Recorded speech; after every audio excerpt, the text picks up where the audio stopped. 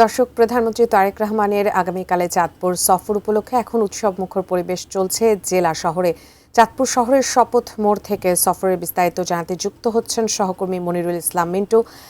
দীর্ঘ ২২ বছর পর তিনি চাঁদপুর সফরে যাচ্ছেন এবং সেখানে দলীয় নেতাকর্মীদের উচ্ছ্বাস প্রস্তুতি কেমন দেখছেন, এছাড়া খাল খনন উদ্বোধন করবেন, সেখানে সবকিছু মিলিয়ে আসলে সার্বিক পরিস্থিতি জানাবেন সেখানকার।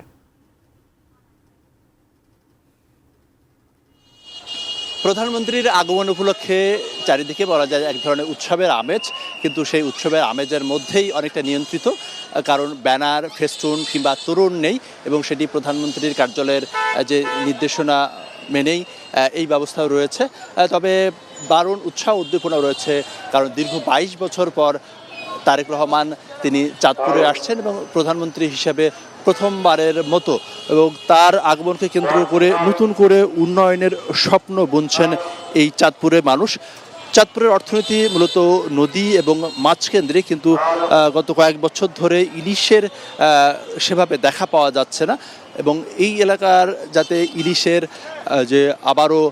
অভয়ারণ্য তৈরি হয়, নদীতে প্রচুর মাছ পাওয়া যায়, সেটি নিয়ে যাতে এক ধরনের গবেষণা হয়, সেটি যেমন এখানকার মানুষ প্রত্যাশা করছেন, তেমনি তাদের দীর্ঘ দাবি এই এলাকাটিতে শিল্প কলকারখানা গড়ে ওঠেনি,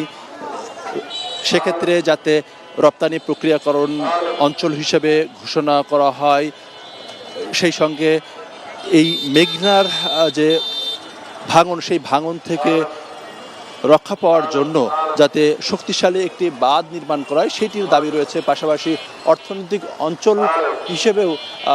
ঘোষণা করার দাবি রয়েছে, এবং চাঁদপুরের তার আগামীকালকে বেশ কয়েকটি কর্মসূচি রয়েছে। এই কর্মসূচির মধ্যে চাঁদপুরের শাহরাস্তিতে খোর্দ খাল, যেটি 1978 সালে তৎকালীন রাষ্ট্রপতি বিএনপি প্রতিষ্ঠাতা জিয়াউর রহমান তিনি সেই খালটির খনন করেছিলেন, তারই ছেলে প্রধানমন্ত্রী হিসেবে সেই খালের পুনঃখননের উদ্বোধন করবেন আগামীকালকে, এবং এরপরে এই সদরের আরেকটি খাল, বিশ্বখাল, সেটিরও পুনঃখনন উদ্বোধন করবেন, এবং সর্বশেষ সে এই স্থানীয় যে বিএনপির সঙ্গে তাদের মতবিনিময় হবে, সেই মতবিনিময়ের আগে যে কার্ড বিতরণ কর্মসূচি সেটির উদ্বোধন এবং জনসভা রয়েছে। সেই জনসভা থেকেই এই চাঁদপুরের উন্নয়নে বর্তমান সরকার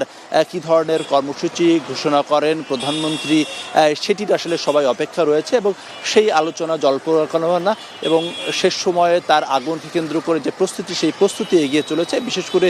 নিরাপত্তা সহ নিরাপত্তা ব্যবস্থা কি জোরদার করার জন্য এসএসএফ সহ অন্যান্য বাহিনীর সদস্যরা, আমরা লক্ষ্য করছি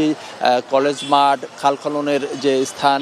সেই খননের স্থান, সেই সঙ্গে সার্কিট হাউস সহ অন্যান্য জায়গাগুলোতে আইনশৃঙ্খলা বাহিনীর বাড়তি তদারকি লক্ষ্য করা যাচ্ছে। তবে সেই তদারকির মধ্যেই মানুষের অপেক্ষায় আছেন প্রধানমন্ত্রীকে কাছ থেকে দেখা, এবং তার কাছ থেকে এই এলাকার উন্নয়নের যে ঘোষণা, সেই ঘোষণায় অপেক্ষায় রয়েছেন এই চাঁদপুরের মানুষ।